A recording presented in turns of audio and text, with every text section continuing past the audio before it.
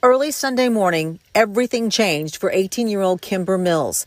The Cleveland High School senior was shot twice, once in the head, here in the Pinson area at a spot the kids call the Pit.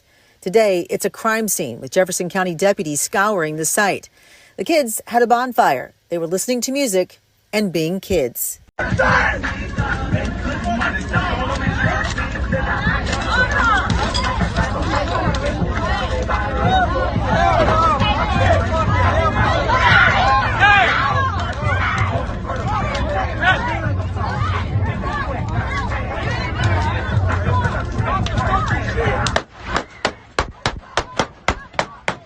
What's supposed to be senior night turned into a crime scene.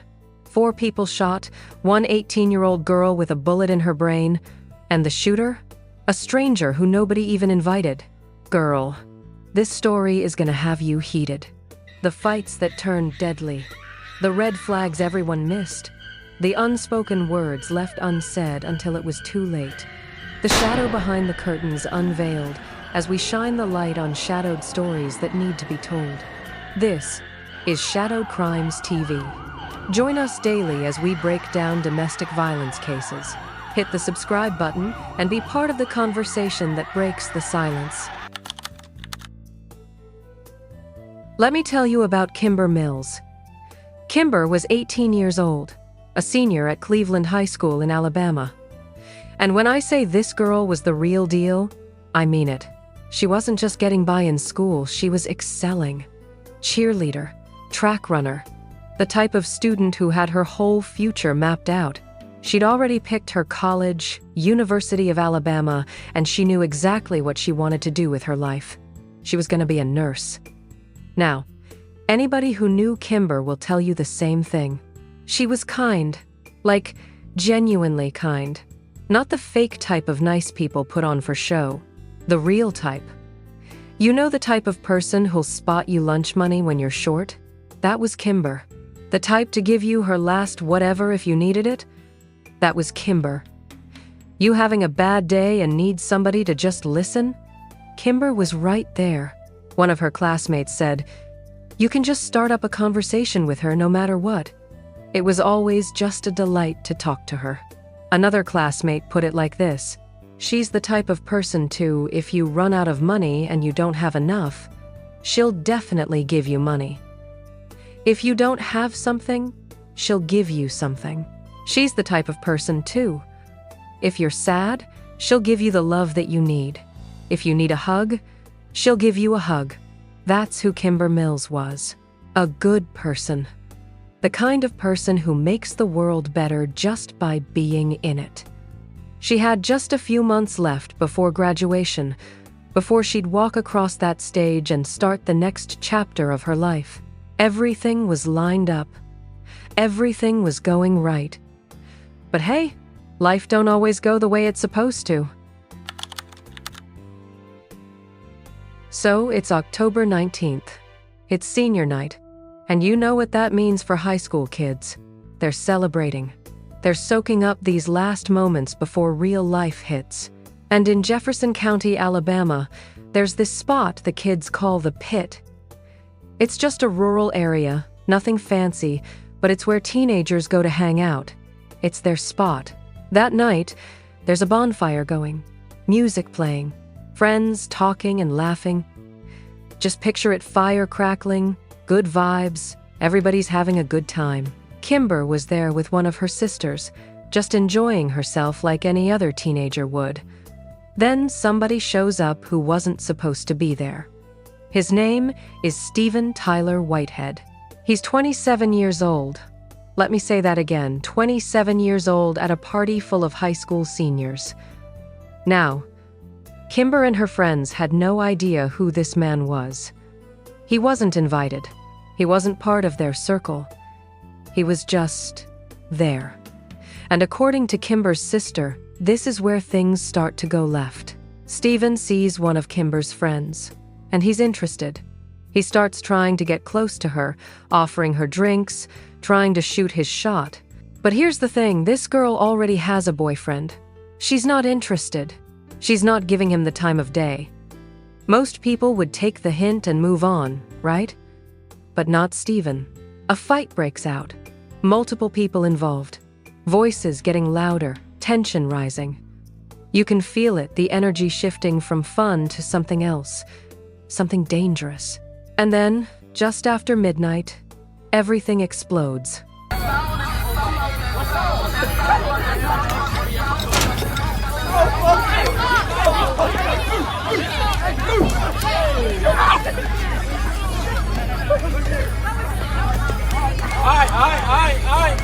Okay.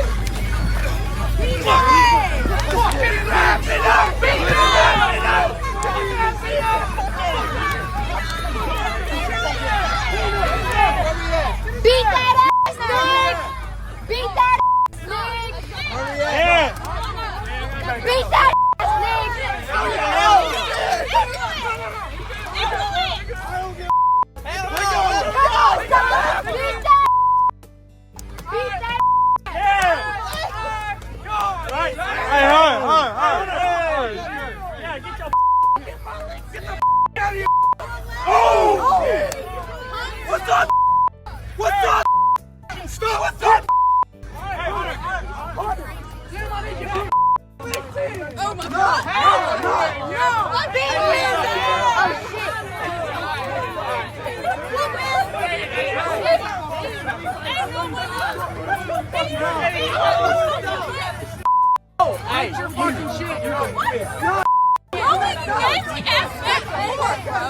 Where's Nicholas? Look what he did! Yeah. No, he just walked that way. Where's Nick? Where's Nick? Hallie, where's Nick? I don't know. Okay. Hey, Nick went that way. Nick went that way.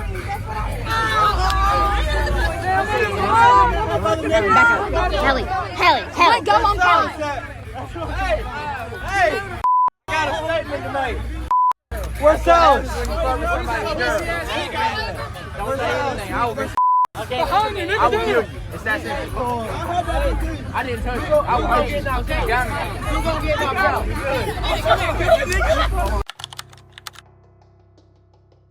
out. Shots fired. Not one, not two.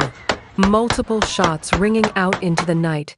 People screaming, scrambling, trying to figure out what just happened and where it's safe to go. In seconds, that party went from celebration to chaos. 4 people got hit. A 21-year-old man, a 20-year-old woman, another 18-year-old, and Kimber Mills shot in the head and the leg. Think about that for a second. Kimber wasn't even involved in whatever beef was happening. She was just there, caught in the crossfire, and now she's got a bullet in her brain. One of her friends rushed her to the hospital. By the time she got there, her condition was critical.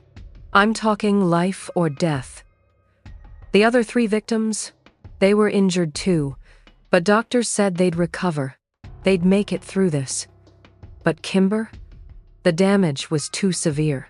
The Jefferson County Sheriff's Office put out a statement saying, "Preliminary investigation indicates that a verbal and physical altercation escalated, resulting in gunfire." Escalated.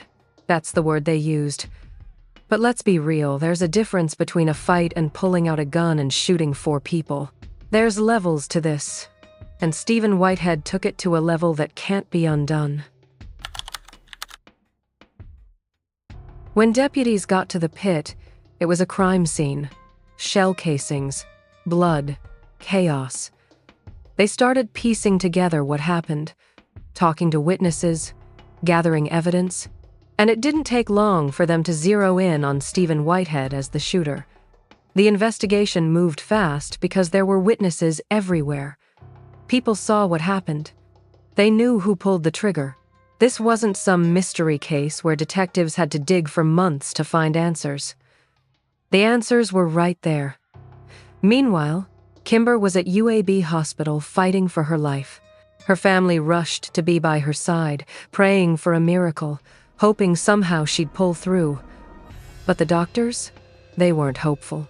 They sat the family down and told them the truth. The trauma to Kimber's brain was too much.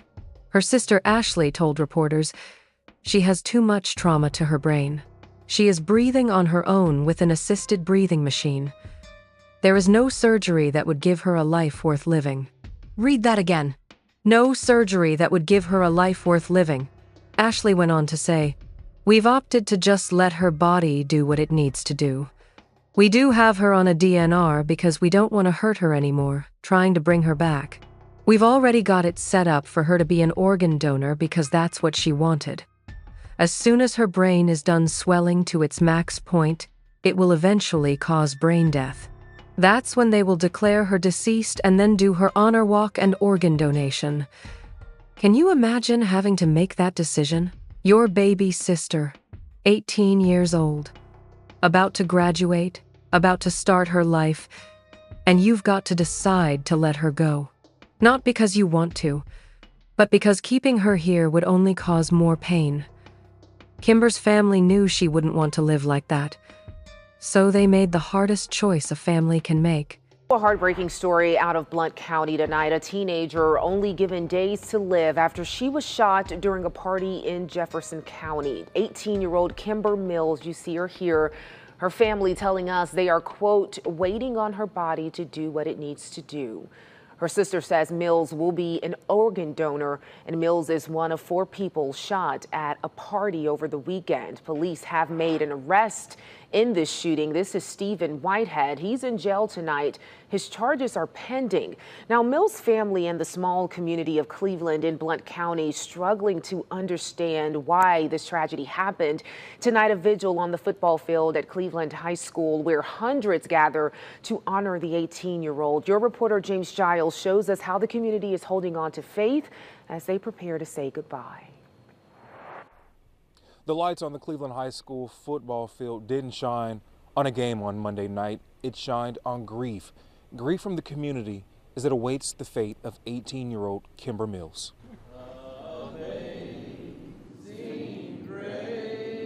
Dozens of people, classmates, parents, teammates, all dressed in pink, standing shoulder to shoulder under the globe praying for a young woman whose fight is coming to an end.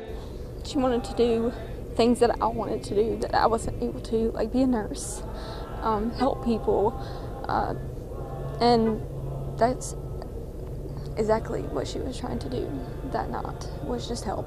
The crowd's silence, broken only by sniffles and prayers, each one searching for meaning in a moment that many are struggling to understand. I've been in Blount County for 25 years and I've never seen anything like it before. Kimber, a cheerleader, a friend, a sister, still breathing tonight, but her family knows that time is short. They sedated her a little more, so they had to give her a little more assisted breathing, so her vent has been upped. For Ashley, Kimber's sister, the weight feels unbearable. We shouldn't be burying our little sister. It should have been the other way around. It's supposed to go from oldest to youngest, not youngest first.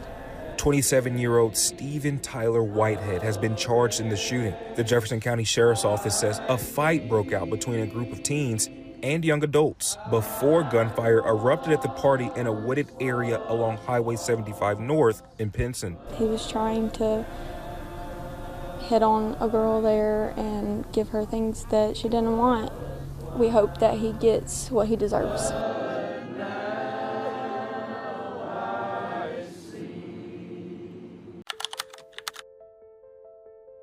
Jefferson County deputies arrested Steven Tyler Whitehead and charged him with murder. They also hit him with 3 counts of attempted murder for the other victims.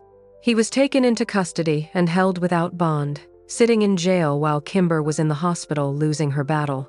Authorities said more charges were pending, but the main thing was clear: they believed Steven Whitehead was the one who pulled that trigger, the one who turned a high school party into a tragedy. He's expected to appear in court, but as of now, it's unclear if he's entered a plea. But honestly, the legal process feels secondary when you think about what really matters here. A young girl is gone, and 3 other people are recovering from gunshot wounds, all because of one person's actions. Anyways, while Steven Whitehead was sitting in a jail cell, Kimber's condition was getting worse. On Tuesday night, Kimber's family confirmed what they'd been dreading. She was taken off life support. But even in her final moments, Kimber Mills was still giving. Still being exactly who she'd always been, someone who put others first. See, Kimber had made the decision to be an organ donor. That was her choice, something she'd wanted, and her family was going to make sure her wishes were honored. So while they were preparing to say goodbye to their daughter, their sister, their friend, they were also preparing to give other families hope. The hospital did what they call an honor walk. If you've never seen one, let me explain what that is. It's a ceremony they do for organ donors. The hospital staff, the family, friends, they all line the hallways as the person is wheeled to the operating room for the donation surgery. It's a way of showing respect, of honoring that final act of generosity. And girl, when I tell you the turnout for Kimber's honor walk was massive, I mean it was massive. Hundreds of people showed up. Family, friends, classmates, teachers, and even people who'd never met Kimber, but heard her story and wanted to pay their respects. They packed those hospital hallways, wearing pink ribbons in her honor, some of them crying, all of them there to say goodbye to a girl who'd touched so many lives. One witness, Michael Holmes, was actually at the party when the shooting happened. He saw the whole thing go down, and he was also there for the honor walk. He said, "I'm glad she fought. I really am glad she fought. We wanted her to pull through, prayed about it. Even if you don't know the person, if you do know the person, you get 10 times more connected knowing that you're there for them on their last day." That's what this was, her last day. And the community made sure she didn't spend it alone. Kimber's sister posted on social media after it was all over. She wrote, "Our sweet baby sister went to be with the Lord at 7/8 last night. She has had the biggest gathering for honor walk the doc has ever seen. She was and is so loved by so many. We will miss you, Kimber." The doctor said it was the biggest honor walk gathering he'd ever seen. Think about that. In a hospital that does these ceremonies regularly, Kimber's was the biggest. That tells you everything you need to know about the type of person she was and the impact she had on people. But here's where the story gets even more powerful. That same night, Kimber's organs were donated. Her heart went to a 7-year-old child. A 7-year-old who'd been waiting, hoping for a chance to live. And because of Kimber, that child got their miracle. Her other organs went to people who needed them too. People who were on waiting lists, running out of time, praying for a second chance. Kimber gave them that chance. In her death, she gave life to others. Period. The family shared a prayer on Facebook that really captures what this moment meant.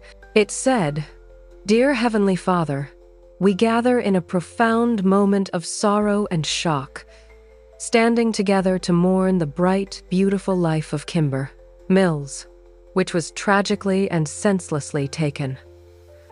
The grief they bear is heavy, and the void she leaves behind feels immeasurable. We lift up to you with deep gratitude and reverence the remarkable final act of her life, her decision to be an organ donor. In the face of tragedy, Kimber chose generosity, becoming a lifesaver, and offering a miraculous second chance to others. Bless the recipients of her precious gifts. May her organs bring restored health, validity, and hope, allowing her spirit to live on in their continued journey. Let this ultimate act of love transform darkness into light and despair into an enduring miracle." Moving on to what happened in the community after Kimber passed. Pink ribbons started appearing all over town, on trees, on storefronts, on car antennas, on mailboxes. Pink for Kimber. The whole community came together to show support for her family and to remember this girl who should still be here. Cleveland High School, where Kimber was a student, was hit hard. The superintendent, Rodney Green, released a statement saying, "Kimber was a bright, outgoing senior cheerleader for Cleveland High School. Kimberly's smile and infectious personality will certainly be missed, but she will always be remembered. Our heart is burdened for her family and for the impact that this will have on them." Her classmates were devastated. These were kids who just saw her at school, who were making plans for prom and graduation with her, who thought they had months left to make memories together. Now they're planning how to honor her memory instead. One student said it best when they talked about Kimber being at that party. The kids had a bonfire. They were listening to music and being kids. This Friday is their senior night, so they went to have fun because every senior is going to go and have fun. It just ended up a wrong spot to be, I guess. Wrong spot to be. But here's the thing, it shouldn't have been a wrong spot. It was just kids being kids, celebrating being seniors, enjoying their youth. There was nothing wrong with what they were doing. What was wrong was a grown man showing up where he wasn't wanted, getting rejected, and deciding to pull out a gun. That's what was wrong. So what? We just supposed to accept that teenagers can't even have a bonfire without worrying about getting shot? Make it make sense. But let's talk about the organ donation aspect for a second, because this is important. A representative from a nonprofit group that supports organ donation talked about how the process works. She explained that having that red heart on your driver's license means you're on the registry, but it's still important to have conversations with your family about your wishes. She said, "We do encourage family conversation so that everybody's, essentially on the same page. And that family conversation may encourage other family members to register to be donors as well. So there's this ripple effect of one person saying yes, having a conversation, and then maybe other people say yes too." That ripple effect is exactly what happened with Kimber. Her decision to be an organ donor didn't just save lives, it inspired other people to think about doing the same thing. That's her legacy continuing to grow even after she's gone. Now, back to Steven Whitehead. He's still sitting in Jefferson County Jail with no bond. The charges against him got updated murder and 3 counts of attempted murder. He's facing serious time if convicted. When his court date is, we don't know yet. Whether he's entered a plea, we don't know that either. But what we do know is this: while he's in jail, Kimber's family is planning a funeral. While he's got lawyers working on his defense, Kimber's friends are trying to figure out how to go back to school and sit in classes without her there. While he's worried about his future, Kimber doesn't have one anymore. The 3 other victims who got shot that night, they're recovering. They're gonna be okay physically. But you can't tell me they're not traumatized. You can't tell me they're not gonna carry this with them for the rest of their lives.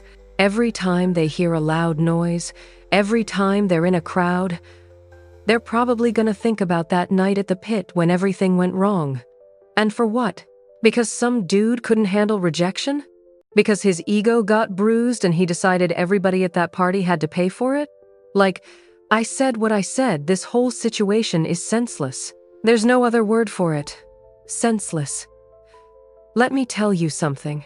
This case hits different because it's not just about what happened that night. It's about all the moments that will never happen now. Kimber won't walk across that stage at graduation.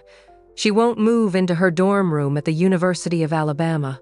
She won't study late nights for nursing exams. She won't graduate with her nursing degree. She won't save lives as a nurse the way she planned to. She won't get married, won't have kids, won't grow old. All of that gone. Taken. Because of one person's decision to bring a gun to a party and use it.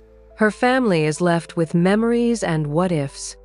Her friends are left trying to process how someone so full of life can just be gone in an instant.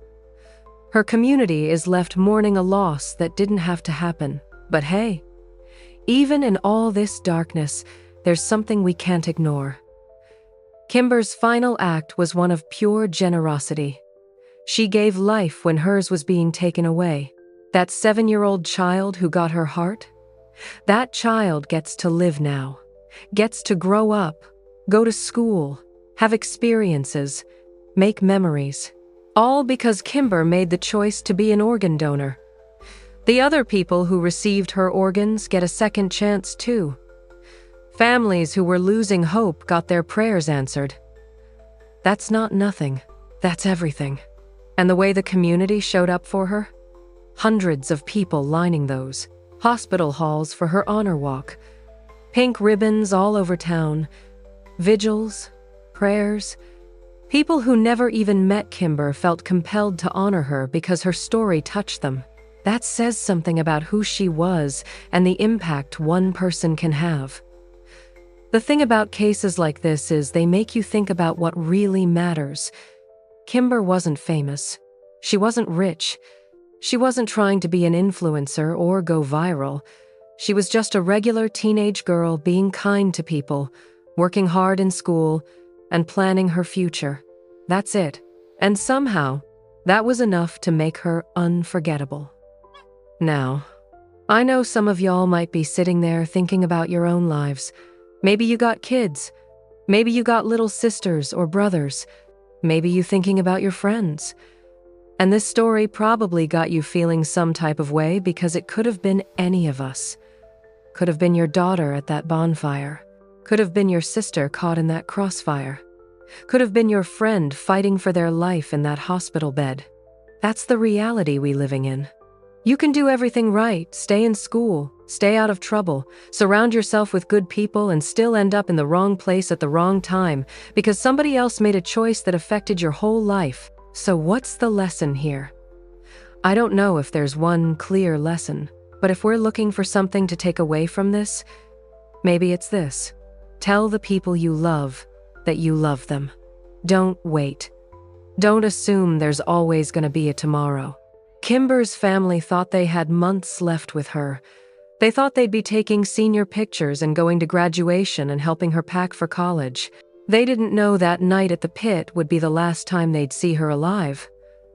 Maybe the lesson is also about checking yourself. If you're the type to carry a gun everywhere you go, ask yourself why. If you're the type who can't handle rejection without getting violent, get help. If you're bringing weapons to parties, to social gatherings, to places where people are just trying to have a good time, you're the problem. Period. Kimber Mills deserved better. She deserved to live out all those dreams she had. She deserved to become the nurse she wanted to be. She deserved to help people the way she'd always helped people. But she can't do any of that now. What she can do, though, is live on through the people she saved with her organs. She can live on through the memories of everyone who knew her. She can live on through stories like this one that remind us how precious and fragile life really is. Kimber Mills was 18 years old when she died. She was a cheerleader, a track runner, a friend, a sister, a daughter. She was known for her kindness, her generosity, and her bright smile. She planned to attend the University of Alabama and become a nurse. On October 19th, she went to a bonfire party to celebrate senior night with her friends. She was shot in the head by a 27-year-old man who showed up uninvited and opened fire after a confrontation. She was declared brain dead and taken off life support on October 22nd. In her final act, she donated her organs and saved multiple lives, including a 7-year-old child who received her heart. Her honor walk was the largest the hospital had ever seen. Steven Tyler Whitehead was arrested and charged with murder and 3 counts of attempted murder. He remains in custody. Kimber's legacy is one of kindness, generosity, and selflessness that continues to impact lives even after her death. That's the story of Kimber Mills. A life cut short, a community forever changed, and a reminder that we all got to do better for her, for ourselves, and for everyone who deserves to feel safe just living their life. Rest in peace, Kimber. Your light still shines. If this story touched you, hit that like button and subscribe to Shadowed Crimes TV. We're shining light on the stories that need to be told, stories about domestic violence, relationship crimes, and the lives lost too soon. Drop a comment below with your thoughts, and let's keep Kimber's memory alive. Until next time, stay safe out there. And remember, love shouldn't hurt, and nobody deserves to have their life taken like this. Peace.